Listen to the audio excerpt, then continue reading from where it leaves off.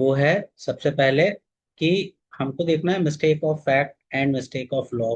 हम लोग कवर करेंगे, मतलब बेसिकली अगर देखा जाए तो जनरल एक्सेप्शंस हम लोग आज की क्लास में कवर करेंगे। उससे पहले एक बार छोटा सा कल जो हम लोगों ने लेक्चर किया था उसके रिगार्डिंग क्या क्या क्वेश्चंस कुछ फ्रेम हो सकते हैं, जो कि मैंने आप लोगों को ग्रुप पे भी दिए थे। अगर आवाज सही आ रही हो तो थम्स अप कीजिए।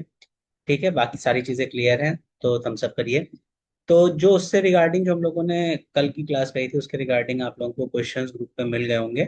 उसी को आज हम लोग थोड़ा सा स्टार्टिंग में डिस्कस करेंगे और उसके बाद अपने लेक्चर पे आगे बढ़ेंगे। डेयर एक्ट अपने पास रखिए। उसके अलावा आपके पास कॉपी और पेन एक होना चाहिए। हालांकि इसके सारे नोट्स आपको मिल जाएंगे, बट स्टिल आप लोग अपनी तरफ से भी कुछ नोट्स बनाते रहिए। ठीक है, तो नेक्स्ट स्लाइड पे चलते हैं। देखिए कल जो हम लोगों ने पढ़ा था उसमें से कुछ क्वेश्चंस हैं। उसमें से कौन कौन से क्वेश्चंस हैं ये हम लोगों को ग्रुप पे भी मैंने आप लोगों को भेजे थे।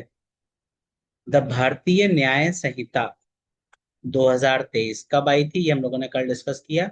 बीएनएस भी एंड इवन हमारी आईपीसी इज ऑल्सो कौन सा एक्ट नंबर था? Act number 45। और वो कब का है? 1860 का है आईपीसी। तो करेक्ट आंसर हो गया एक्ट नंबर 45 ऑफ 2023। ठीक, इसके बाद नेक्स्ट क्वेश्चन। एक second. The Bharatiya Nyaya Sanhita generally came into force on 1 July 2024। कोई नहीं भूलेगा, नए वाले बच्चे तो कोई नहीं, भले भूल जाएं, लेकिन पुरानी जनरेशन वाले जो हैं जिन्होंने ओल्ड क्रिमिनल लॉ आईपीसी वाईपीसी पढ़ा है वो कभी नहीं ये भूल सकते 1 जुलाई 2024 को आखिर हुआ क्या था। हाँ, अब आपसे एक चीज पूछी जा सकती है, ये थोड़ा सा ट्रिक है कि 1 जुलाई 2024 को पूरा बीएनएस लागू हुआ है? नहीं, जो हिट एंड रन का सेक्शन है, सेक्शन 106 का 2, वो पूरी तरीके से लागू नहीं हुआ है। ठीक, इसके अलावा सेक्शन 15C ये हम लोगों ने कल डिस्कस किया था कि साइबर ऑफेंसेस जो होते हैं उससे रिलेटेड होता है। तो अ computer resource located in India, बहुत बेसिक सी चीज है। आईपीसी वो आईपीसी या बीएनएस कहाँ लागू होता है? ऑल ओवर इंडिया लागू होता है। उसके अलावा एक्स्ट्रा टेरिटोरियल और इंट्रा इंट्रा इंट्रा टेरिटोरियल दोनों ही में इसकी पूरी की पूरी जो है किसी पे भी ये लागू हो सकता है। मतलब कि किसी ने कोई ऑफेंस किया और वो बीएनएस के अंदर ऑफेंस है तो उसको सजा दी जा सकती है। इसी के साथ साथ अगर किसी व्यक्ति ने कोई ऐसा ऑफेंस किया जो देश के बाहर किया है तो भी उसको पनिश किया जा सकता है। उसके लिए हम लोगों ने ग्राउंड्स देखे थे कहाँ? एक्स्ट्रा टेरिटोरियल के लिए 1 के 4 में। जैसे कि इंडिया की बनाई हुई शिप के ऊपर है वो, अगर वो इंडियन मेड शिप पे है और वो इंडिया के बाहर है तो भी उसके ऊपर बीएनएस लागू होगा। इसके अलावा क्या देखा था हम लोगों ने? इसके अलावा हम लोगों ने ये देखा था कि अगर कोई भी पर्सन है, उसने बाहर से सपोज यूएसए से कोई, यूएसए में बैठा कोई पर्सन है, उसने डायरेक्टली क्या किया, इंडियन जो हमारा आरबीआई है उसके सर्वर को हैक कर लिया, तो इस यूएसए में बैठे हुए इंसान के ऊपर इंडियन लॉ अप्लाई होगा, हमारा बीएनएस भी इसके ऊपर अप्लाई होगा। ठीक है, तो ये चीजें हम लोगों ने कल डिस्कस करी। इसके तो इसका आंसर क्या हुआ? Under section 15C BNS the Sanhita applies to a person outside India when the offence targets a computer resource located in India. तो सर्वर जो है वो कहाँ होना चाहिए? इंडिया के अंदर होना चाहिए। ये हम लोगों ने कल देखा। इसके बाद which provision corresponds to IPC section 2। IPC के सेक्शन 2 की तरह कौन सा सेक्शन है यहाँ पे हमारे पास? Relating to the offence committed in India. Intra intra territorial की बात हो रही है। अभी हम लोगों ने एक्स्ट्रा इंट्रा दोनों देखा, तो सेक्शन 1 सबसेक्शन 3 है हमारा जो इससे रेलेवेंट है। चाइल्ड की डेफिनेशन नया एडिशन है, आप लोगों को पता होना चाहिए। चाइल्ड क्या है? चाइल्ड वो बच्चे हैं जो कि 18 साल से कम है। इसको लेके जे एक्ट में, पॉक्सो में हमेशा से बहुत ज्यादा दिक्कत रही है। पहले 16 लिया जाता था, क्या लिया जाता था, अलग अलग टाइम पे अलग अलग था। लेकिन अब क्लियरली डिफाइन कर दिया गया कि 18 साल की अगर एज है तो उसको हम लोग क्या बोलेंगे? उसको हम लोग चाइल्ड बोलेंगे। इसके अलावा which statement regarding counterfeit under section 24। देखिए आपको प्रीलिम्स के रिगार्डिंग दो चीजें बहुत अच्छे से याद होनी चाहिए। एक तो डेफिनेशन क्लॉज पूरा याद होना चाहिए, काउंटरफीट कहाँ है, डॉक्यूमेंट कहाँ है, फ्रॉडलेंटली कहाँ है, गुड फेथ कहाँ है, कौन कौन सा सेक्शन है इसका, 211 में क्या कहा गया है, ये आपको पता होना चाहिए। काउंटरफीट 24 में है, ए में क्या है, 21 में क्या है, एक्ट दिया हुआ है, एनिमल कहाँ दिया हुआ है, ये सारी चीजें आपको पता होनी चाहिए। जो बहुत जरूरी है, हार्बर हो गया, और जो हम लोगों ने अभी डिस्कस किया, डिसऑनेस्टली हो गया, फ्रॉडलेंटली हो गया, ये सब बहुत इंपॉर्टेंट है, पता होने चाहिए। हम लोग कल आराम से इसको डिस्कस किए हैं। Exact imitation is not essential. तो काउंटरफीट के लिए ये नहीं है कि आपने डायरेक्ट रेप्लिकेट ही उसको कर दिया है, बस ये होना चाहिए कि उससे सिमिलर कोई चीज है तो मान लिया जाएगा कि हाँ, ये जो ऑफेंस है ये आपका घटित हो गया है, कोई आपको 100% चीजें नहीं चाहिए। इसके अलावा हम देखते हैं आगे। An act is considered to have been in good faith only when it is done with due care and action, attention।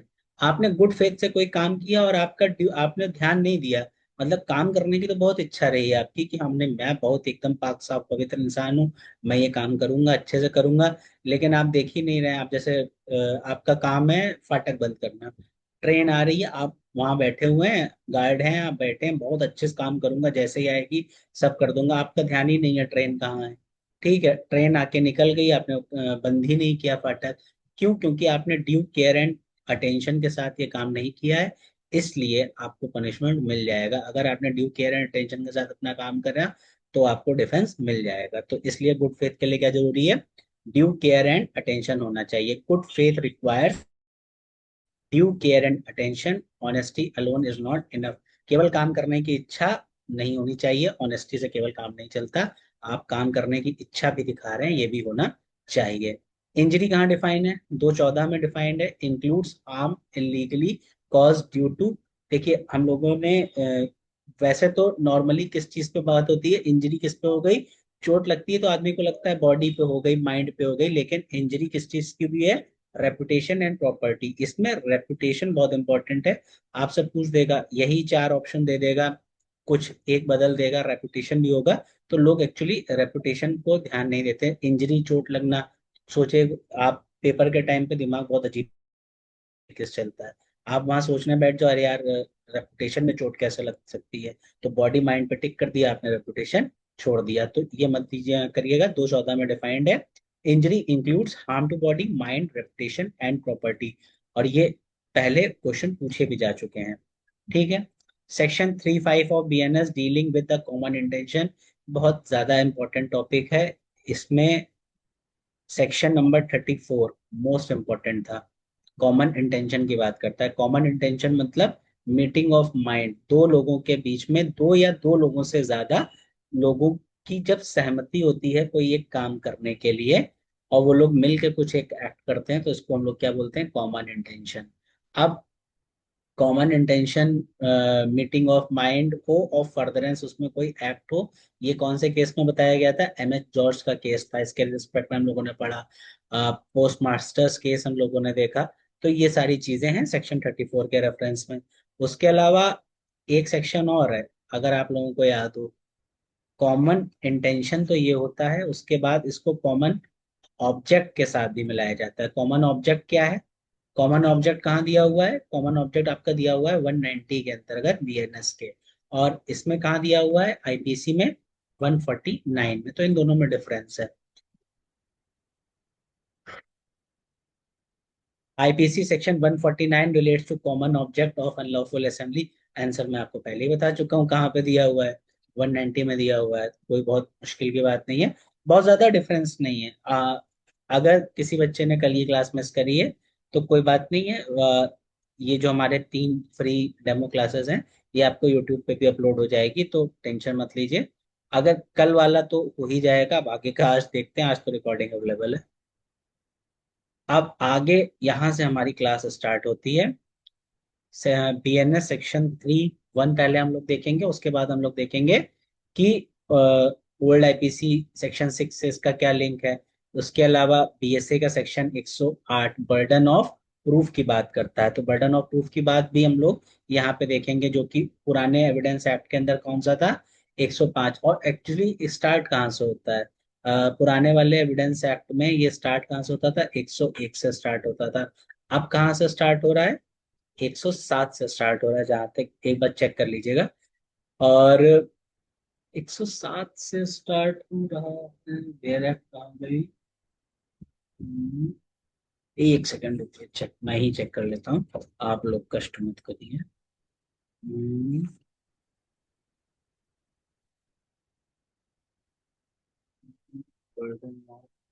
104 से स्टार्ट हो रहा है, ठीक है। हाँ, 107 से नहीं, वो मुझे लग ही रहा था कुछ गड़बड़ है। ठीक है, 104 से स्टार्ट हो रहा है। बर्डन ऑफ प्रूफ क्या होता है? बर्डन ऑफ प्रूफ ये होता है कि जिसके, अगर कोई इंसान है, दो लोगों के ऊपर केस होता है, जो अपनी बात प्रूव ना कर पाए, ठीक है, वो, और जो इंसान आइडली बैठा रहे और अगर अपनी बात प्रूफ नहीं करता है जिसको नुकसान होगा, उसके ऊपर होता है बर्डन ऑफ प्रूफ सबसे इजीएस्ट वे।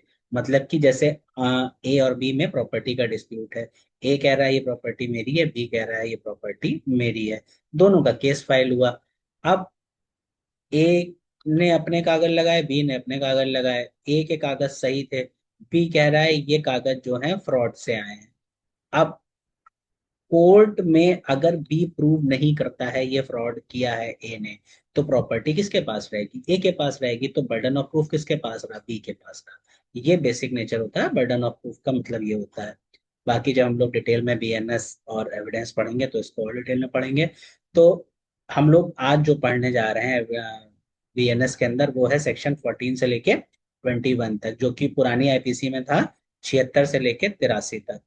जिसमें कि मिस्टेक ऑफ फैक्ट देखेंगे, जजेस के एक्ट देखेंगे। जो एक क्वेश्चन आता ही आता है, हैंग्समैन की लाइबिलिटी, जो जल्लाद होता है उसकी लाइबिलिटी क्या होती है, ये सारी चीजें हम लोग देखेंगे। तो पहले देखते हैं सेक्शन 3 के 1 में, ये हम लोगों ने कल भी कवर किया था। यहाँ पे ये बताया गया है कि जितनी भी चीजें हैं, जो भी हमारी डेफिनेशन है, जो भी पीनल प्रोविजन है, वो सारे किसके साथ कवर किए जाएंगे? वो सारे के सारे कवर किए जाएंगे हमारे जनरल एक्सेप्शंस के साथ। मतलब गुड फेथ को भी हम जनरल एक्सेप्शन के साथ पढ़ेंगे, डिसऑनेस्टली, फ्रॉडलेंटली, जितना भी प्रोविजन दे रखा है, वो सारा का सारा कहाँ कवर करेगा? जनरल एक्सेप्शंस में भी लाई करेगा। हर ऑफेंस के साथ हम अलग से नहीं लिखेंगे। जैसे हमने कल्पेबल होमिसाइड के लिए सेक्शन 100 के अंदर सारी चीजें लिख दी, फिर नीचे हम लोगों ने लिख दिया ये लाई करेगा अगर उसके प्रोविजन होंगे जनरल एक्सेप्शंस वाले, तो ये वहां भी लाई करेगा। एक सेक्शन हम लोगों ने बनाया 3 का 1, मास्टर प्रॉम्प्ट दे दिया कि जहां भी जनरल एक्सेप्शंस वाली कंडीशंस लागू होंगी, अपने आप जनरल एक्सेप्शंस लागू हो जाएगा। हाँ, जनरल एक्सेप्शन अगर किसी को चाहिए तो वो उसे मांगना पड़ेगा। ऐसा नहीं है कि कोर्ट अपने आप कह देगी कि भाई ये हमें लग रहा है इसका केस जो है जनरल एक्सेप्शन में आ रहा है। कोर्ट को कैसे पता आपने किस सिनेरियो में क्या ऑफेंस किया है? अब एक कोई पुलिस वाला है, उसने किसी को गोली मार दी, उसको लग रहा था वो बाउंड बाय लॉ है, लेकिन वो बाउंड बाय लॉ नहीं था। अब ये चीज साबित करने का काम किसके पास है? पुलिस वाला साबित करेगा ना, जब तक वो डिफेंस मांगेगा नहीं। वैसे भी इंडिया है, नॉर्मल डेली रूटीन में हम लोग कोई चीज ना मांगे हमको नहीं मिलती है, तो ये तो खैर कोर्ट की बात है। तो आपको डिफेंस मिलना तो बहुत बड़ी बात है, तो आपको डिफेंस के लिए स्टे करना पड़ेगा। Exceptions need not to be repeated in each offence, जैसे child under 7 and lawful police arrest operate automatically. 7 साल से नीचे वाले जो बच्चे होते हैं, वो कोई भी ऑफेंस अगर करते हैं तो उसको प्योर लाइबिलिटी मिली होती है। मतलब कि डॉली इन कैपेक्स का जो हम लोग कॉन्सेप्ट देखते हैं, वो यहाँ पे उसकी बात करी जा रही है। Burden of proving circumstances of exceptions lies on the accused, हम लोगों ने ऑलरेडी अभी डिस्कस किया। कहाँ पे बताया गया? सेक्शन 108। कोर्ट इनिशियली प्रिज्यूम करेगा कि भाई अब्सेंस है, absence of exceptional circumstances, preponderance of probabilities not beyond reasonable doubt. अगर, ये बहुत इंपॉर्टेंट पॉइंट है, क्रिमिनल और सिविल लॉ के बीच का डिफरेंस भी यही है बर्डन ऑफ प्रूफ के अंतर्गत। जो, देखिए, दो तरीके से काम चलता है। ये छोटा सा यहाँ पे समझ भी लेते हैं तो डाउट क्लियर हो जाएगा। और ये पहले 101 था, ये 102 था, तो इसको ये समझिए, एक बर्डन ऑफ प्रूफ है, एक ओनस ऑफ प्रूफ है। ठीक है, बर्डन ऑफ प्रूफ हमेशा फिक्स रहता है, वो कभी भी इधर से उधर शिफ्ट नहीं करता है। लेकिन ओनस ऑफ प्रूफ हमेशा शिफ्ट करता रहता है। इट्स लाइक अ पेंडुलम, आज इसके ऊपर है, कल उसके ऊपर है। जैसे प्रॉपर्टी के केस में भी हम लोगों ने देखा, ठीक, ए और बी वाला केस था, वही फिर से पिक कर लेते हैं। तो ए और बी वाले केस में हम लोगों ने देखा ए कह रहा है प्रॉपर्टी मेरी है, बी कह रहा है इसने फ्रॉड किया है। तो अब इस केस में अगर बी ने कुछ भी नहीं किया तो ए तो जीत जाएगा। सपोज ए बी ने क्या किया, तो ये हो गया बर्डन ऑफ प्रूफ। मतलब यहाँ पे अगर बी कुछ नहीं करता है तो ए जीतेगा, ये हो गया burden of proof. Burden of proof हमेशा किसके ऊपर रहेगा, फिक्स रहेगा बी के ऊपर। बट केस जब आगे धीरे धीरे धीरे धीरे मूव करेगा, ए ने कुछ एविडेंस दिया, बी ने कुछ एविडेंस दिया, अब बी के एविडेंस पे ए ने कुछ नहीं किया तो ए हार जाएगा। तो अब ए के ऊपर बर्डन ऑफ प्रूफ चला जाएगा, इसको हम बोलते हैं ओनस ऑफ प्रूफ। ये कॉन्टिन्यूसली शिफ्टिंग नेचर का होता है। और कहाँ पे दिया हुआ है, 105 में बीएनएस में दिया हुआ है, 102 में दिया हुआ था हमारा कौन सा है हमारा एविडेंस एक्ट के अंदर, और 105 हमारा बीएस से। ठीक है, ये कॉन्सेप्ट आप लोगों को समझ में आ गया होगा। समझ में आया है तो थम्स अप करिए। Most important, mistake of fact, mistake of law and good faith. Good faith के बिना तो जीवन चलना ही नहीं है। देखिए लॉ के अंदर वो, ये बहुत इंपॉर्टेंट मैक्सिम है। इसमें चांसेस ये हैं कि आपसे पूछ लिया जाए। नोट्स भी अगर आप लोग बना रहे हैं तो बना लीजिए, नहीं तो क्लास के बाद तो आपको आधे घंटे में नोट्स मिल ही जाएंगे। तो मिस्टेक ऑफ फैक्ट देखो, पहले एक चीज हम लोग देख लेते हैं। जनरल एक्सेप्शंस कहाँ से कहाँ तक हैं। देखो बेटा, जनरल एक्सेप्शंस के लिए हमारे पास पहले दो टाइप के जनरल एक्सेप्शंस होते हैं। एक होता है एक्सक्यूजेबल, इसको थोड़ा सा हटाया है, ठीक। दूसरा होता है अ, ये क्या होगा, हाँ, एक होता है एक्सक्यूजेबल, दूसरा होता है जस्टिफिएबल। अब एक्सक्यूजेबल एंड जस्टिफिएबल दो टाइप के हमारे क्या हैं, जनरल एक्सेप्शंस का नेचर है। एक्सक्यूजेबल कौन से होते हैं, जो कि आपने कुछ ऑफेंस किया लेकिन इसमें आपका मेंसरिया, मतलब कि गिल्टी इंटेंशन आपका नहीं होता है। अब जो हम लोगों ने एग्जांपल लिया मिस्टेक ऑफ फैक्ट का था, बाउंड बाय लॉ, कोई पुलिस वाला है, उसने किसी से पूछा कि वो किसी को अरेस्ट करने गया, उसने कहा कि भाई ये बताओ, चाय की दुकान पे खड़ा था एक आदमी, उसने कहा यार ये बताओ कि राम खिलावन क्या यहाँ कहाँ मिलेगा। चाय वाले ने एक आदमी की तरफ देख के इशारा कर दिया। अब उसने कहा यार राम खिलावन, उसने पूछा, उसने किसी की तरफ इशारा किया। पुलिस वाला हो चाहे दुनिया में कोई भी हो, ठीक है, मोदी जी भी चले आए, वो यही समझेंगे कि यही आदमी जो है जिसकी तरफ इशारा किया है। तो इसमें हम क्या चीज देखते हैं, क्या उसने ड्यू केयर एंड अटेंशन के साथ काम किया किया, पूछ रहा है भाई, जान पहचान से पूछ रहा है कौन है कहाँ है। दूसरा गुड फेथ में, वो वारंट एग्जीक्यूट कराने गया था तो वारंट एग्जीक्यूट भी गुड फेथ में अपना काम कर रहा है। उसका कोई मेंसरिया था किसी आदमी को गलत उठा के लेके जाए, उसे इलीगली डिटेन करे, रॉन्गफुल कन्फाइनमेंट, और नहीं, उसका कुछ ऐसा नहीं था। यहाँ चाय वाले ने उसको गलत बता दिया, तो यहाँ पे पुलिस वाले की तो कोई गलती नहीं है, नहीं कोई गलती है। तो ये कहाँ जाएगा, एक्सक्यूजेबल में जाएगा, मेंसरिया यहाँ पे absent होगा। और ये कहाँ से कहाँ तक है, सेक्शन 14 से लेके 35 बीएनएस, और हमारा आईपीसी जो हुआ करता था वो था सेक्शन 76 से लेके हमारे 95 तक। ठीक है।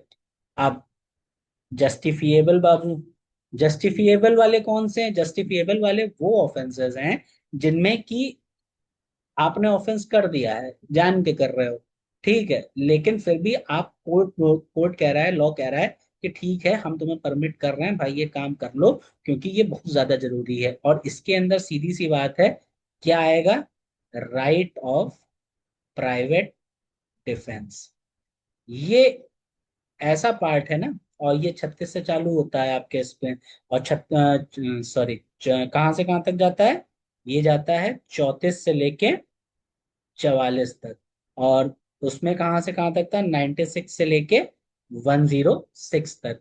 ठीक, तो ये चीज 34 से लेके 33 तक आपके एक्सक्यूजेबल हैं, जस्टिफिएबल आपके 34 से लेके 44 तक है। अब राइट ऑफ प्राइवेट डिफेंस समझिए बेटा क्या होता है। राइट ऑफ प्राइवेट डिफेंस क्यों दिया गया है, कोई भी राज्य नहीं चाहता कि उसकी जो प्रजा है वो मतलब कि डरपोक टाइप की हो। क्यों ऐसा, आपके ऊपर हमला हुआ है, आप सोच रहे हैं यार आपका आप लोग रात में घर में सो रहे हैं, आपके घर में आपको पता चलता है छत से कोई फांद आया। अब आप लोग क्या करेंगे कि यार क्या करें, और वो लोग 5-6 लोग हैं, डकैत टाइप के लोग हैं, आपके यहाँ घर पे डकैती डालने आए। डकैती है, 5-6 लोग हैं। अब वो नीचे आते हैं, वो सबको मारना पीटना शुरू करते हैं। आप कहते हैं नहीं नहीं, मैं अगर इनको मारूंगा तो मेरे खिलाफ तो ऑफेंस हो जाएगा, और इस वजह से आपने कुछ भी एक्शन नहीं लिया, पूरे घर वालों को भी मार दिया गया, जो पैसा वैसा था वो सब भी लूट लिया गया। ये ऑप्शन ए हुआ। दूसरा है ऑप्शन बी, जैसे ही वो आपके घर में फांदे, आप लोग सब घर वाले मिले और उनको उठा के कूट काट के पुलिस वालों को दे दिया। ये है ऑप्शन बी। जरा कमेंट में बताइए बेटा, कौन सा ऑप्शन आप लोग प्रेफर करना चाहेंगे? जल्दी जल्दी कमेंट बॉक्स में जरा कमेंट कीजिए। कौन कौन है जो ऑप्शन ए के साथ जाना चाहेगा, कौन कौन है जो ऑप्शन बी के साथ जाना चाहेगा?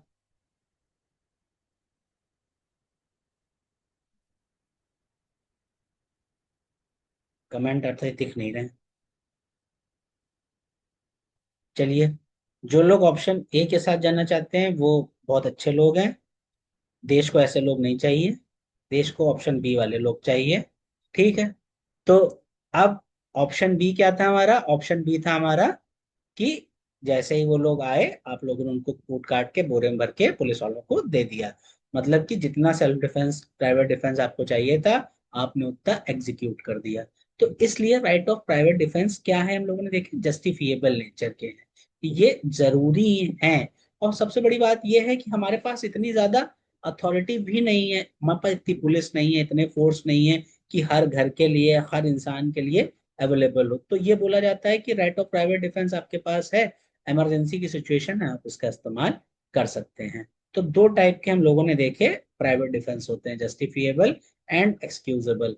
अब आपसे यहाँ से प्राइवेट क्या क्या क्वेश्चन बन सकते हैं? यहाँ से ये पूछा जा सकता है कि जस्टिफिक जनरल एक्सेप्शंस किस किस टाइप के हैं, एक्सक्यूजेबल है। पूछा जा सकता है कौन से सेक्शंस में है। तो आपको रेंज पता होनी चाहिए, 14 से लेके 33 और 34 से लेके 44, क्योंकि उसके बाद हमारा वो शुरू हो जाता है अबेटर वाला सारा हिसाब किताब। ठीक। तो अब देखते हैं मिस्टेक ऑफ फैक्ट, इतना हम लोगों को समझ में आ गया ना। अब यहां से आगे बढ़ते हैं।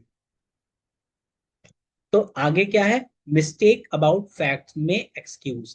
तो मिस्टेक अबाउट फैक्ट्स में excuse, belief must be in good faith, due care and attention are necessary. Due care भी होना चाहिए, अटेंशन भी होना चाहिए, तभी मिस्टेक ऑफ फैक्ट पे आपको डिफेंस मिलेगा। मैक्सिमम कौन सी इस पे वर्क करती है? इग्नोरेंशिया फैक्टी एक्सक्यूजेड, एक्सक्यूजेड इग्नोरेंशिया जूरिस नॉन एक्सक्यूजेड। इसका मतलब क्या है?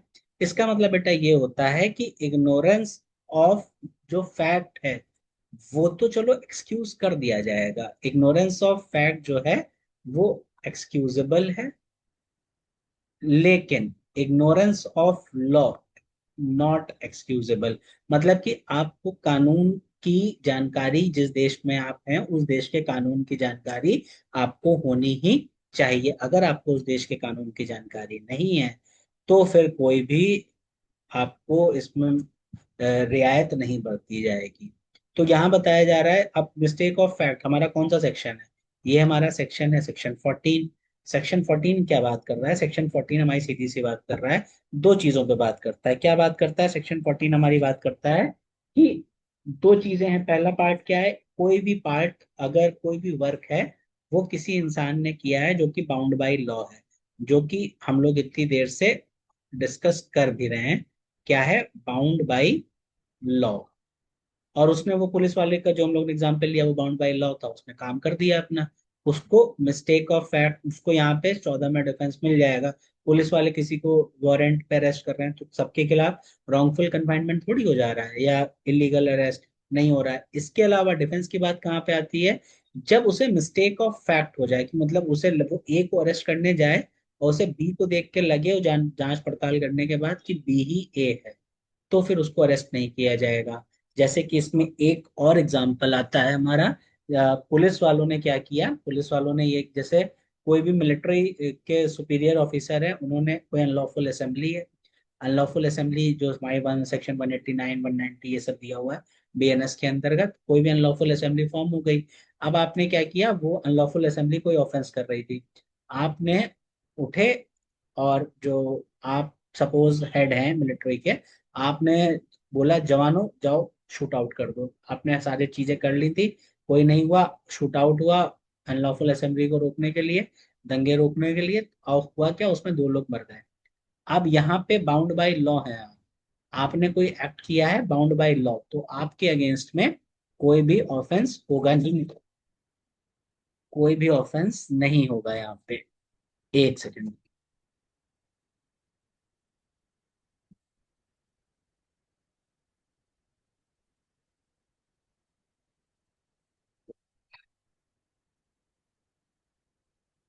इतना क्राइम हो गया था तो सामान मिल गया। ठीक है, तो यहाँ पे कोई भी ऑफेंस नहीं होगा। तो हमारा सेक्शन नंबर 14 सीधी सी यही बात करता है। दो एस्पेक्ट हैं, दोनों हम लोगों ने देख लिए। मिस्टेक अबाउट फैक्ट होना चाहिए जो कि एक्सक्यूजेबल है, बिलीफ होना चाहिए गुड फेथ में आपके एक्ट के प्रति, ड्यू केयर एंड अटेंशन होनी चाहिए। Mistake of law, mistake of law, mistake about law does not excuse or wrong understanding of legal duty is not protected. अगर आपको कानून की गलत समझ है तो आपको कोई भी डिफेंस नहीं मिलेगा। Legal ignorance is no defence. BNS section 211 में गुड फेथ की बात करी गई है। No good faith without due care and attention, honesty alone is not enough. अब बात करते हैं क्या, सेक्शन 14 हमारा, no offence when the act is done by a person who is, देखिए, लीगली बाउंड होना चाहिए। Also protect a person who by mistake, कौन सी, mistake of fact in good faith believes himself bound by law, वो believe कर रहा है कि वो कैसे बाउंड है, बाउंड बाय लॉ है। Mistake of law is not protected. ये क्वेश्चन आएगा आपसे प्री में, पूछ लिया जाएगा कि मिस्टेक ऑफ लॉ प्रोटेक्टेड है कि नहीं है, तो आपको पता होना चाहिए।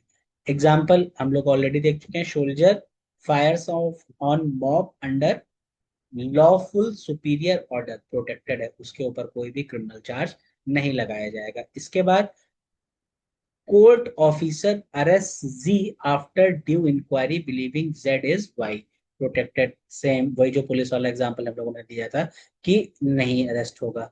बाउंड बाय लॉ जरूर है, मींस लीगल ड्यूटी और कंपल्शन, कोई भी क्वेश्चन आए। देखिए राजस्थान प्रीलिम्स में प्रॉब्लम वाले क्वेश्चंस भी आते हैं, राजस्थान प्रीलिम्स में हमारे कौन से और क्वेश्चंस आते हैं, डायरेक्ट सेक्शन बेस्ड क्वेश्चन भी आते हैं। तो ये सब दोनों चीजें आती हैं, तो आपको पता होना चाहिए कैसे क्या काम करना है। इलस्ट्रेशन जरूर पढ़िए, सेक्शन 14 का पहला दूसरा इलस्ट्रेशन बहुत इंपॉर्टेंट है। अगर इलस्ट्रेशन आता भी है तो भी यही दो ही पूछे जाएंगे आपसे।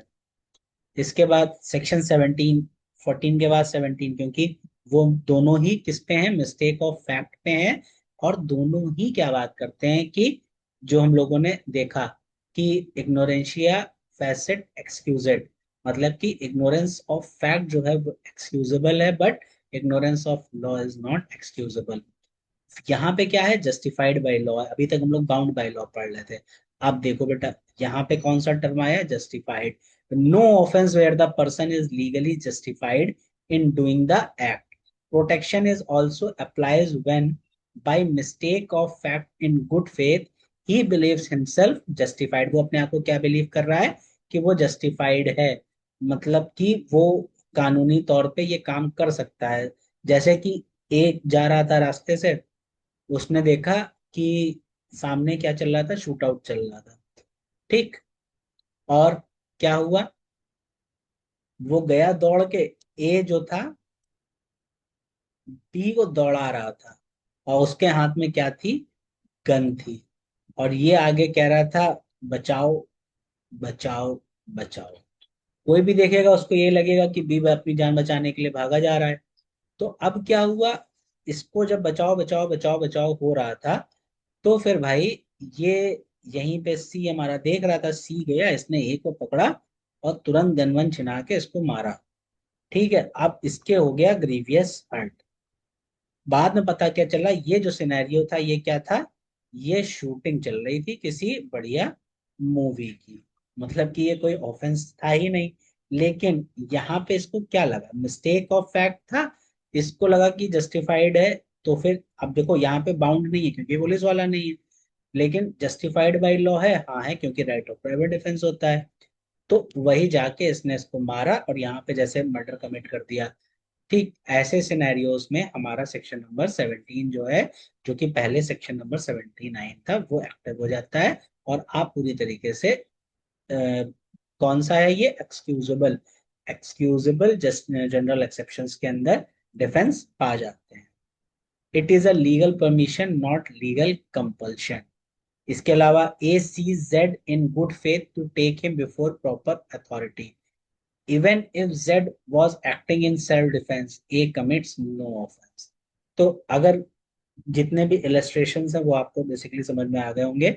इलस्ट्रेशंस के लिए अपनी बेयर एक्ट ओपन कीजिएगा, बेयर एक्ट के अंदर इलस्ट्रेशंस आर वेरी इंपॉर्टेंट, एक बार उनको जरूर देखिएगा। एक्ट जस्टिफाइड और believing himself justified by law main चीज है। जैसे ही आपसे क्वेश्चन में पूछा जाएगा an act done by a person justified, writing बहुत अच्छी है, कोई इस पे कमेंट नहीं करेगा मुझे मालूम है। जस्टिफाइड बाय लॉ, ऑप्शन आपको दे दिया गया, A section 14, B section 15, C section 16, D section 17। अब आपको बताना है, तो इसका आंसर अभी तो आपने पढ़ा तो सेक्शन नंबर 17 हो जाएगा। इसके बाद देखिए, पहले आईपीसी में ये 76 था, ये अब 79 है, जो 17 था। यहाँ पे बाउंड बाय लॉ है, ये जस्टिफाइड बाय लॉ है। लीगल ड्यूटी और कंपल्शन होता है यहाँ पे लीगल अथॉरिटी या फिर परमिशन होता है nature. Person believe the law requires me to act, the law permit, law permit कर रखा है हमको कि हमको ऐसा काम करने की इजाजत है। मस्ट डू है, मे डू है, दोनों ध्यान रखिएगा। इसके बाद हमारा सेक्शन नंबर 15, जो कि रिलेट किससे करता है, सेक्शन नंबर 77 ऑफ आईपीसी। तो यहाँ क्या बात करी गई है, यहाँ ये जो कोर्ट ऑफिसर्स हैं, जजेस हैं, इनके रेफरेंस में बात करी गई है। मतलब कि जैसे अब कोई जज है, उसने क्या किया, एक को डेथ पेनल्टी दे दी, तो अगर देखा जाए होमिसाइड है ये। होमिसाइड क्या होता है, killing of a human being by a human being, तो ये तो इसके ऑर्डर पे इसकी डेथ कॉज हो जाएगी, हो जाएगी। तो कभी आपने देखा क्या, एक किसी जज ने किसी को जज डेथ पेनल्टी दी, फिर बाद में उस जज को भी मार दिया गया, उसको सजा दे दी गई सेक्शन 101 में मर्डर या फिर कल्पेबल होमिसाइड के लिए? नहीं देखा होगा आपने कभी ऐसा। रीजन ये है क्योंकि इसको यहाँ पे डिफेंस मिल जाता है। कैसा डिफेंस मिल जाता है, जनरल एक्सेप्शंस का। कहाँ से, सेक्शन नंबर 15। सेक्शन नंबर 15 बताता है कि पर्सन, अगर कोई जज है, act is done while acting judicially, उसने कोई एक्ट किया है अगर वो एज जुडिशली अपनी सीट पे, अपनी पोजीशन पे काम कर रहा है। Power is actually given by law और believed in good faith to be given by law. जो पावर है उसको वो लॉ से मिल रही है, या उसको ऐसा लगता है कि उसके पास ये पावर है लॉ के द्वारा, तो उसके द्वारा किया गया कोई भी काम क्या है, ऑफेंस नहीं होगा। अब कब प्रोटेक्टेड नहीं है, अगर वो प्राइवेटली जाके कोई काम कर रहा है, मतलब ये उसने जुडिशियल ऑर्डर दिया था, पता चले कल को जाके उसने किसी को जाके मार ही दिया, उसने कहा मैं तो जज हूँ, मैं तो किसी को डेथ पेनल्टी भी दे देता हूँ, तो मैं तुमको यहीं ऑन द स्पॉट मार देता हूँ, मेरे खिलाफ कोई एक्शन नहीं होगा। तो कोर्ट, क्योंकि एफआईआर फाइल होगी, तो कोर्ट में जब वो दूसरे जज के सामने जाएगा, तो वो कहेगा जज साहब थोड़ा सा पगला गए थे क्या। ठीक है, ऐसा नहीं होता है। आपने जज साहब बीएनएस नहीं पढ़ा, सेक्शन नंबर 15 आपने पढ़ा होता तो आपको पता चलता कि आप ऐसा प्राइवेटली काम नहीं कर सकते थे, प्राइवेटली पर्सनल एक्ट आपको अलाउ नहीं है। तो प्राइवेट और पर्सनल एक्ट ऑफ जज, administrative conduct unrelated to the judicial function, कोई भी एडमिनिस्ट्रेटिव, जब वो एज एडमिनिस्ट्रेटिव वर्क कर रहा है तो फिर उसको डिफेंस नहीं मिलेगा। किसी भी डिसऑनेस्ट और बैड फेथ के साथ उसने कोई भी काम किया तो भी उसे डिफेंस नहीं मिलेगा। प्रोटेक्शन जो है वो अनलिमिटेड नहीं है, वो आपको ध्यान रखना होगा। सेक्शन नंबर 16, अब इन्हीं जजेस के जो ऑर्डर्स को एग्जीक्यूट करने वाला सबसे इंपॉर्टेंट जो हम लोग डिस्कस किए, वो क्या, हैंगमैन जो क्वेश्चन, किसी ना किसी जगह दुनिया में आपको अगर एक साल में 5 जुडिशरी या एपीओ के पेपर हो रहे हैं तो 2 जगह देखने को मिलेगा। तो वो यही मिलेगा। हैंगमैन को डिफेंस कहाँ मिलता है? यही मिलता है। एक्ट डन अंडर जजमेंट और order of court. A person executing a court judgement और ऑर्डर। जो भी पर्सन कोर्ट का ऑर्डर एग्जीक्यूट कर रहा हो, जैसे कि पुलिस ऑफिसर है, वारंट एग्जीक्यूट कराने गया, ठीक है।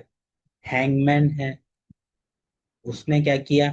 फांसी वाला काम किया, मारने का ही काम कर रहा है directly. Act must be done while the order remains in force. Executor must believe in good faith in that court had jurisdiction. तो executor must believe in good faith that court had jurisdiction. जो भी वो काम कर रहा है, उसको ये लगना चाहिए कि कोर्ट का इस मामले में जो उसने दिया है, ऑर्डर दिया है, इसमें कोर्ट का पूरा जुरिडिक्शन था, वो कर सकता है। Actual lack of jurisdiction does not automatically defeat protection. देखो, क्योंकि यहाँ पे अगर जुरिडिक्शन नहीं भी है, तो भी यहाँ पे क्या बताया जा रहा है? Must believe in good faith that the court had jurisdiction. Good faith believe about jurisdiction is the key, ये सबसे ज्यादा इंपॉर्टेंट है। उसके अलावा no protection if order is stale expired, fabricated और नोइंगली एक्सीड।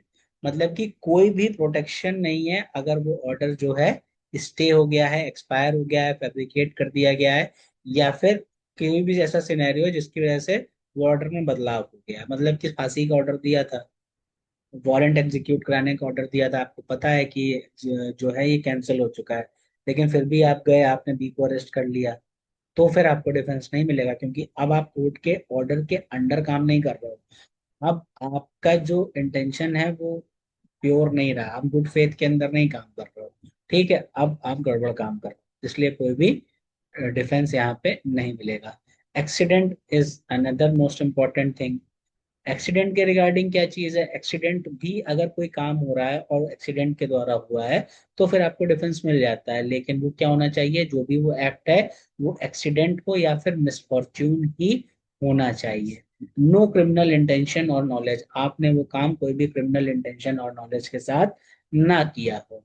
लॉफुल होना चाहिए आपका काम, लॉफुल मैनर में होना चाहिए, लॉफुल मीन्स के साथ होना चाहिए, प्रॉपर केयर एंड कॉशन के साथ होना चाहिए। सपोज कोई एक लकड़हारा है, हैचेट मैन है, वो जाता है लकड़ी काटने, उसकी कुल्हाड़ी है, बिल्कुल ठीक है, परफेक्ट तरीके से वो काम कर रहा है। उसने अपनी कुल्हाड़ी चलाई, चार पांच पेड़ कट गए हैं उसके, कुल्हाड़ी सही है, सब चीजें वर्किंग है। उसके बाद उसने एकदम से एक पेड़ के ऊपर कुल्हाड़ी चलाई, उसका जो ऊपर का हैचेट वाला पार्ट है, जो उसका लोहे वाला कुल्हाड़ी कुल्हाड़ी का पार्ट है, वो क्या हुआ? वो निकला और रास्ते में एक आदमी जा रहा था, सीधे जाके उसके नेक पे लगा, और वो इतने फोर्स के साथ था कि आधी गर्दन साइड में हो गई, जिससे कि उसकी डेथ कॉज हो गई। अब यहाँ पे क्या हुआ? जो इसको हम लोग क्या बोलेंगे? उस जो लकड़हारा था, ये उसके लिए प्योर डिफेंस होगा कि नहीं होगा? उसने तो एक्ट कैसे किया था? अपना तो डिफेंस में लिया था उसने ना, अपनी तरफ से उसने सारा काम सही सही किया। मतलब कि उसने क्या किया? देखो, पहली बात, एक्सीडेंट है, तुरंत एसेंशियल इंग्रेडिएंट्स लगाइए, दिमाग मत लगाइए। दिमाग लगाएंगे तो गड़बड़ कर देंगे। क्या ये एक्सीडेंट है? अभी देखते हैं। लकड़हारे का क्रिमिनल इंटेंशन था या उसको नॉलेज थी? नहीं, उसका कोई क्रिमिनल इंटेंशन नहीं है, वो तो मस्त अपने पेड़ काट रहा है, ना उसको नॉलेज है। उसने लॉफुल एक्ट किया है, हाँ, कानूनी तौर पे काम कर रहा है। लॉफुल मैनर में कर रहा था, लॉफुल मीन से कर रहा था, हाँ भाई, सरकार का ही कॉन्ट्रैक्ट था, सरकार ने ही बोला था जाके पेड़ काटो, कर रहा था। हाँ, तस्करी कर रहा हो, ठीक है, लाल चंदन की, तब बात अलग है। ठीक है, प्रॉपर केयर, क्योंकि उसने कुल्हाड़ी अपनी बार बार चेक कर रहा था, प्रॉपर केयर एंड कॉशन था। तो अब यहाँ पे सारे इंग्रेडिएंट्स अप्लाई हुए, हो गए भाई। अब जब अप्लाई हो गए तो एक्सीडेंट का डिफेंस मिलेगा? क्यों नहीं मिलेगा? बिल्कुल मिलेगा।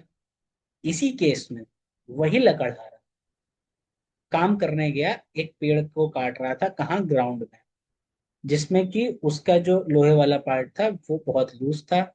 उसने कोई प्रॉपर केयर कॉशन नहीं दिखाया, बच्चे खेल रहे थे, और वो कुल्हाड़ी जैसे ही उसने चलाई, जाके बच्चे के लगी, बच्चे की डेथ हो गई। उसे डिफेंस मिलेगा? नहीं मिलेगा, क्योंकि कौन सा इंग्रेडिएंट मिसिंग है? प्रॉपर केयर एंड कॉशन का। और ये सवाल प्री में 50 बार पूछा जा चुका है, और पूछा जाएगा। इस बार भी प्री में, इस साल के जितने पेपर होंगे, उनमें से एक से दो एग्जाम में ये क्वेश्चन आएगा ही आएगा। तो आपको ध्यान देना है कि ये सारे इंग्रेडिएंट्स वहां पे अप्लाई होने चाहिए। The iron head flies off and kills bystander. Protection applies only if there was no want of proper caution. If A knew the hatchet was defective, defense failed. अगर उसे मालूम है कि उसकी कुल्हाड़ी जो है वो गड़बड़ है, तो फिर उसको कोई भी डिफेंस नहीं दिया जाएगा। साफ सीधी सी बात है। ठीक है, अब हम लोग आगे बढ़ते हैं। एक्सीडेंट और नेग्लिजेंस में फर्क होता है भाई। ठीक है, वो क्रिमिनल नेग्लिजेंस है, वहां पे ड्यू केयर एंड कॉशन नहीं है, यहाँ पे प्रॉपर केयर एंड कॉशन है। ठीक है, रिक्वायर्ड केयर जो है वहां पे वो एब्सेंट है। जैसे कोई रैश ड्राइविंग कर रहा हो, आपको मालूम है आपको केयर एंड कॉशन के साथ गाड़ी चलानी चाहिए, आप ट्रैफिक वाली रोड के ऊपर 80 में गाड़ी चला रहे हैं, तो किसी ना किसी का एक्सीडेंट होने की प्रोबेबिलिटी है। कल्पेबल होमिसाइड में नहीं जाएगा, लेकिन कहाँ जाएगा? ये जाएगा death cause by rash and negligently act जो है आपका, उसके अंदर। रिस्क इवन जेन्युइनली अनफोर्सीन, कोई भी पता नहीं है भाई ये चीज हो सकती है। हमने यहाँ पे हमको पता है कि रिस्क है, हम गाड़ी तेज चला रहे हैं, ट्रैफिक के एरिया में एक्सीडेंट हो सकता है, लेकिन हम उसको क्या कर रहे हैं? उसको ओवर पास कर रहे हैं कि जो होगा ठीक है, देखा जाएगा, अभी तो गाड़ी चलाने में मजा आ रही है। एक्ट क्या है? लॉफुल एक्ट कर रहा हो, लॉफुल मीन से कर रहा हो। यहाँ पे रैश और नेग्लिजेंट कंडक्ट है आपका। मेंटल एलिमेंट, नो इंटेंशन और नॉलेज। लाइबिलिटी में अराइज फ्रॉम रैशनेसनेस और नेग्लिजेंस। यहाँ पे कहाँ से लाइबिलिटी अराइज हो रही है, जो हम लोगों ने डिस्कस किया? या तो आपका जो एक्ट था वो रैशनेसनेस की वजह से इंस्पायर्ड था, या नेग्लिजेंस की वजह से। रिजल्ट क्या हुआ? एक्सेप्शंस में जा सकता है, यहाँ पे एक्सेप्शंस अप्लाई नहीं होंगे। Lawful act, lawful manner, lawful means, proper care are all required. इनमें से ऐसा नहीं कि कोई एक चीज ऊपर नीचे हो जाए। अब सेक्शन 19 हम लोग देखते हैं। सेक्शन 19 क्या बात करता है? सेक्शन 19 हमारा बात करता है नेसेसिटी की। नेसेसिटी बहुत इंपॉर्टेंट चीज है। नेसेसिटी के रिगार्डिंग क्या बात करी गई है? नेसेसिटी के रिगार्डिंग बात करी गई है, harm cause to prevent other harm. Act में be known to be likely to cause harm. जो है हमारा एक्ट, उससे क्या हो सकता है? लाइकली कोई हार्म हो जाए। सपोज पहले एक एग्जांपल से बात कर लेते हैं। एग्जांपल जैसे आप एक शिप चला रहे हैं, टाइटैनिक नाम की, उसका टाइटैनिक नाम है उसका, सपोज। ठीक है, टाइटैनिक है तो गड़बड़ तो होगी, सामने आइसबर्ग तो आएगा ही। ये आपकी शिप जा रही थी, ये सामने आइसबर्ग है। अब इस तरफ कोई भी रास्ता नहीं है, ऑप्शन है केवल इधर ही जाने का, वरना ये पूरी शिप जाएगी। इस शिप के अंदर कितने लोग हैं? 5,000 लोग हैं, मर जाएंगे। लेकिन अगर आप यहाँ से राइट टर्न लेते हैं, तो यहाँ पे एक छोटी सी शिप है जिसमें 4 लोग बैठे हैं। तो अब आपके लिए जरूरी क्या है? अब आपको 5,000 लोगों की जान बचानी है या 4 लोगों की जान बचानी है? तो लॉ कहता है कि भाई चलो ठीक है, ऐसी सिचुएशन में आपको डिफेंस लेने को मिल जाएगा। अगर आपको एक ग्रेटर हार्म को बचाने के लिए कुछ छोटा हार्म करना पड़ रहा है, तो फिर ठीक है, नेसेसिटी ऐसी है कि आपको डिफेंस दे दिया जाएगा।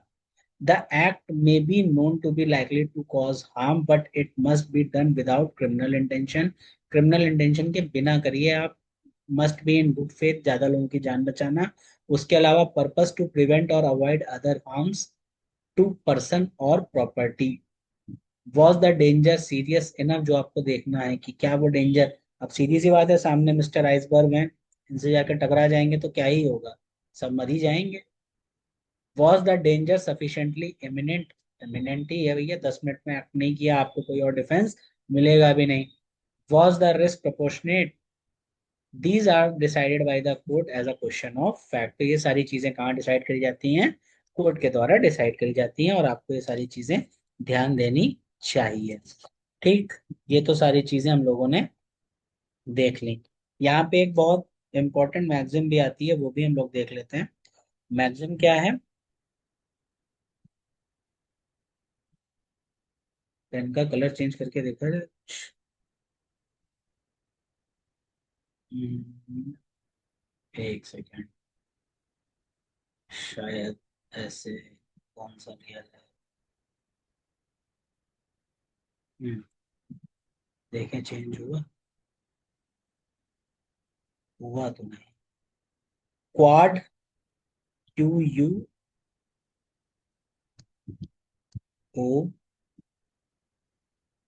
Quad necessitas नेसेसिटस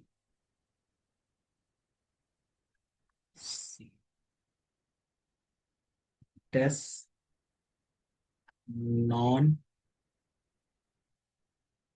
habit legem. Quod नेसेसिटस non habet legem, इसका मतलब क्या होता है? इसका मतलब बेटा ये होता है कि necessity knows no law. Necessity necessity knows no law, इस चीज पे ध्यान दीजिए सिर्फ। तो क्वाड नेसेसिटस नॉन हैबिट लेगम का मतलब है नेसेसिटी कोई भी कानून नहीं जानती है, इसीलिए हम इसको यहाँ पे अप्लाई करते हैं कि एक बड़े हार्म को बचाने के लिए एक छोटा सा हार्म करना अगर पड़ता है तो उसको बोला जाता है कि हाँ आप वो चीज कर सकते हैं, परमिसेबल कोर्ट इसीलिए करता है। ठीक है, यहाँ तक अगर सब चीजें क्लियर हैं तो जरा थम्स अप करके बताइए। किसी को कोई डाउट हो तो वो डाउट भी पूछ सकता है। जल्दी जल्दी थम्स अप आने चाहिए, डाउट है तो डाउट आने चाहिए। आपको 20 सेकेंड्स का टाइम दिया गया।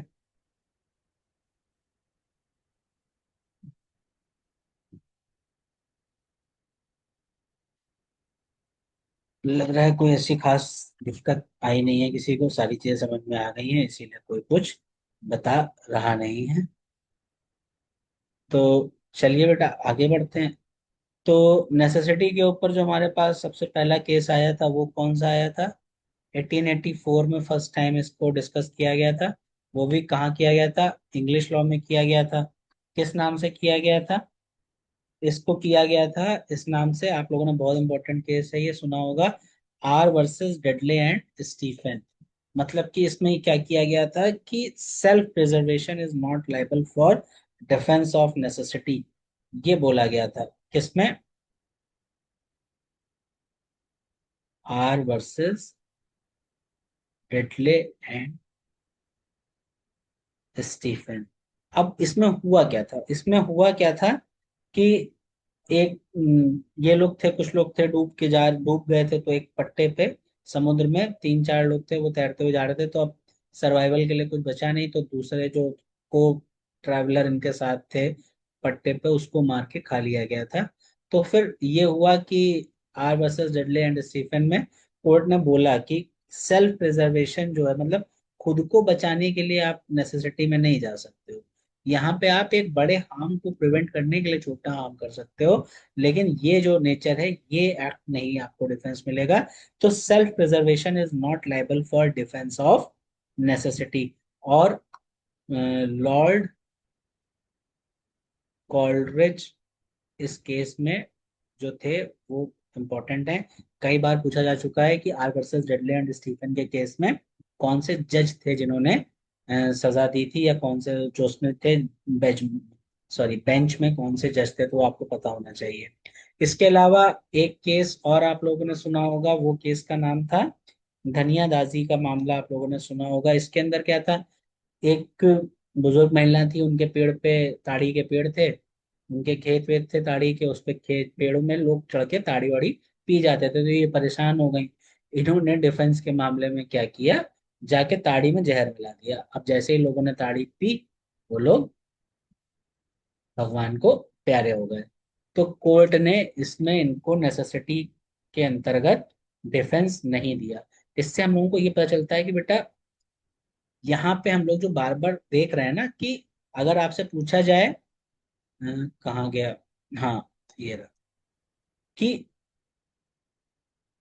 पर्टिकुलर नेसेसिटी है आईपीसी में या बीएनएस में कि जनरल, तो हम लोग नेसेसिटी के मामले में सिर्फ ये देख रहे हैं कि एक ही चीज है बड़े हार्म को बचाने के लिए, इसका मतलब है आईपीसी के अंदर पर्टिकुलर नेसेसिटी है, ना कि जनरल नेसेसिटी है।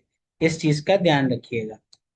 इसके बाद जैसे एक आदमी है, वो उसके बच्चे भूखे हैं, तो उनको खाना खिलाने के लिए एक स्टोर से जाके अनाज चुरा लाया, तो क्या उसको डिफेंस मिलेगा 81 या फिर 19 में? नहीं मिलेगा, क्योंकि उसने दूसरा ऑफेंस कर दिया है।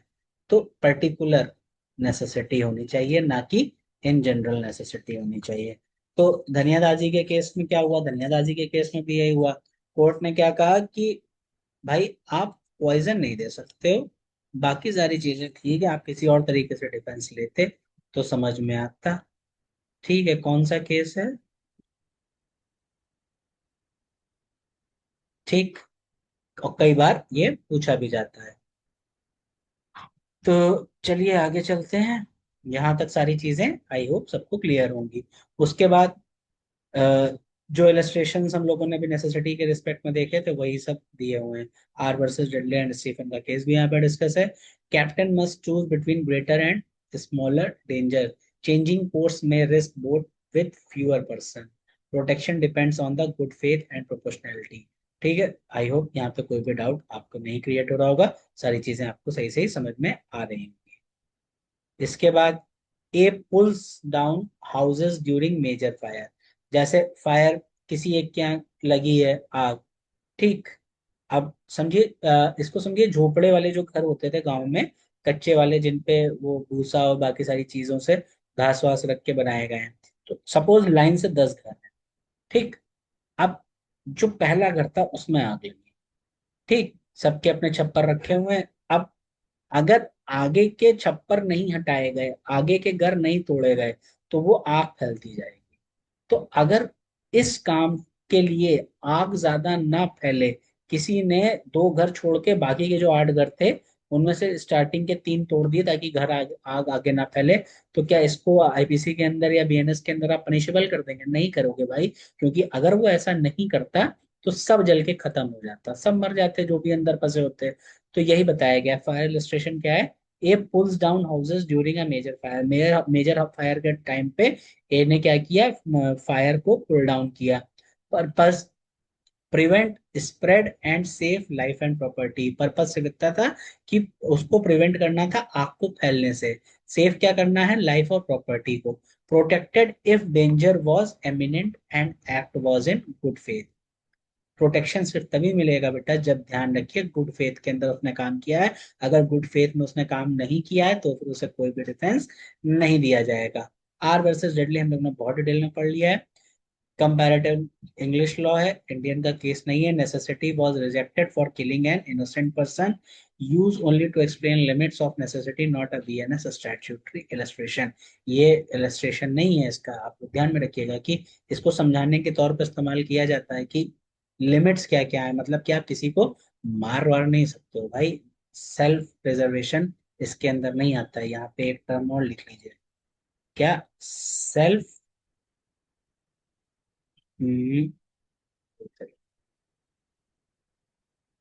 सेल्फ प्रिजर्वेशन नहीं है हमारे कौन से सेक्शन में? Section number 81। कहाँ का?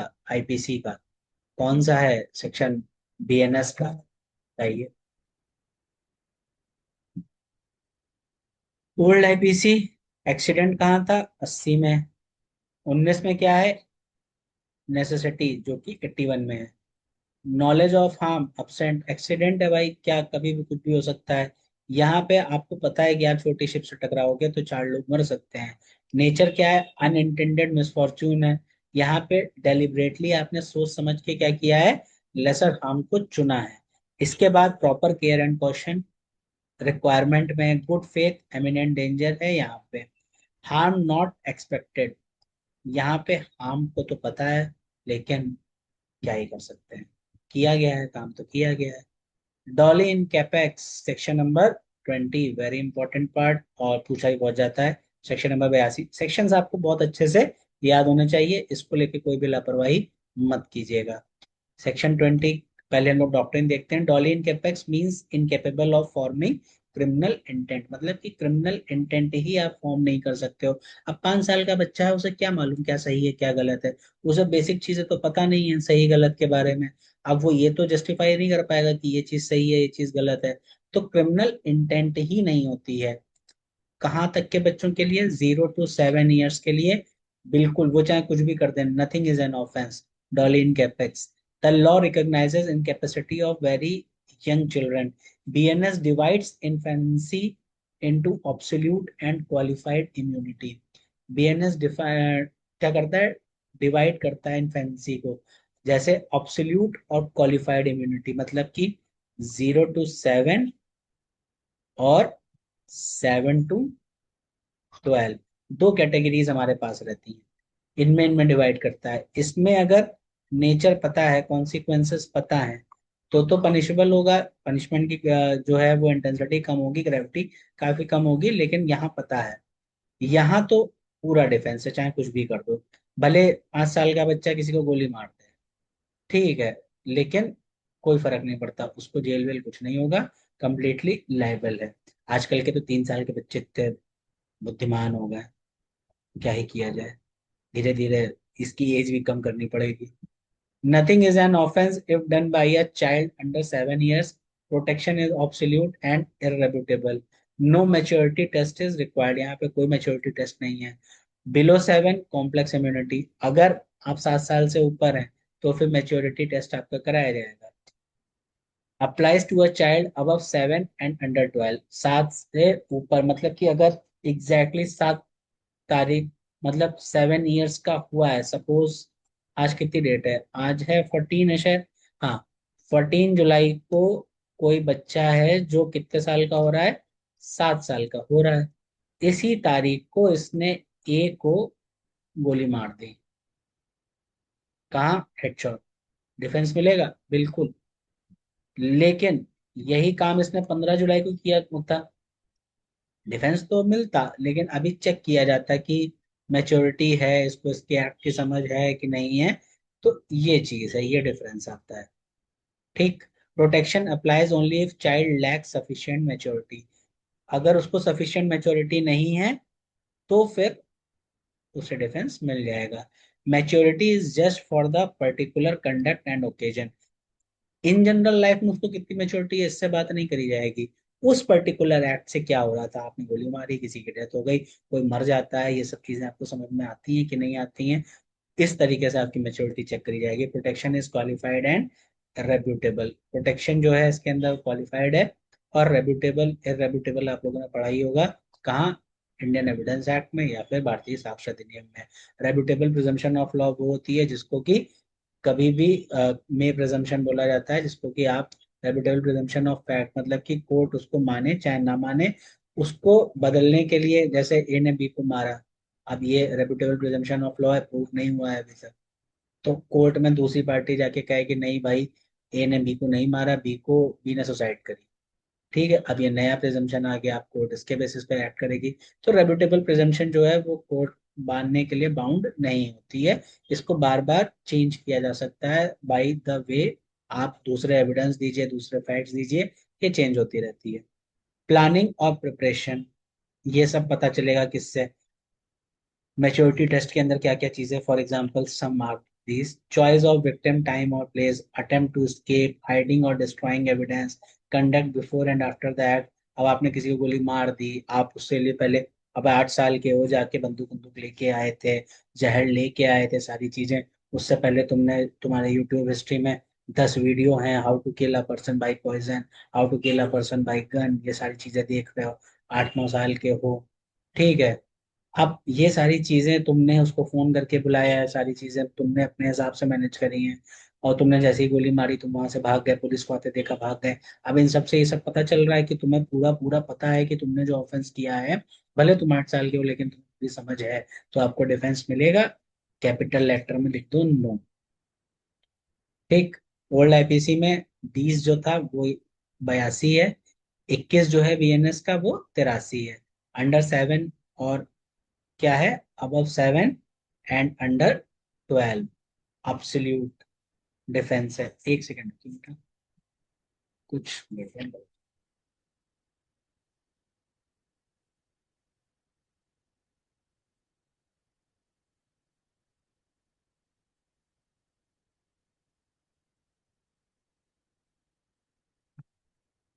हाँ, ठीक है, यहाँ तक हम लोगों ने देख लिया। 21 में क्या है, above 7 under 12।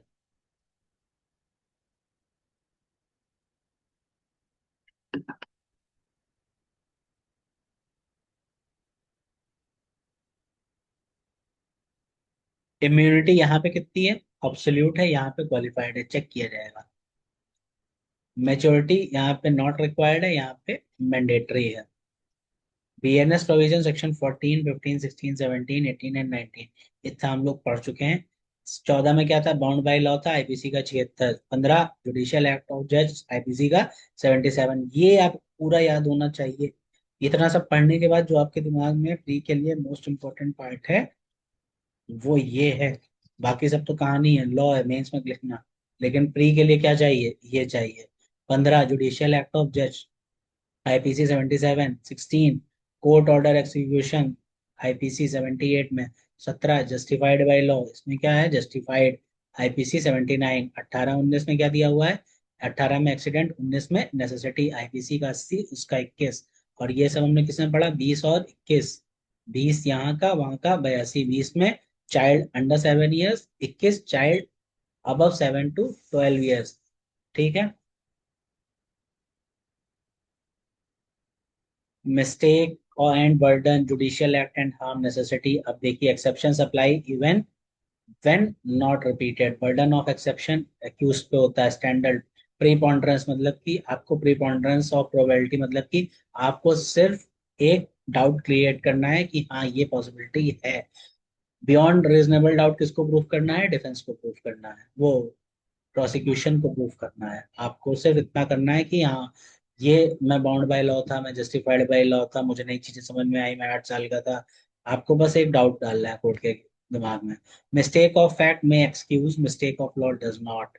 Good faith requires due care and attention, section 14। अभी हम लोगों ने देखा, सारी चीजें रिवाइज करी, एक बार आप लोग भी पीपीटी देख लीजिए।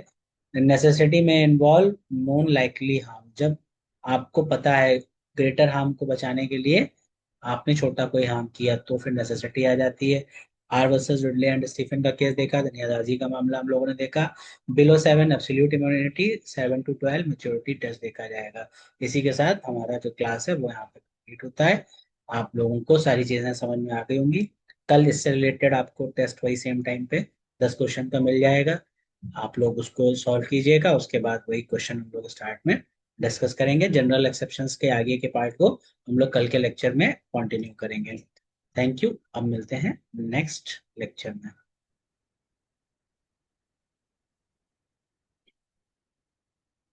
आप लोग लीव कर सकते हैं क्लास।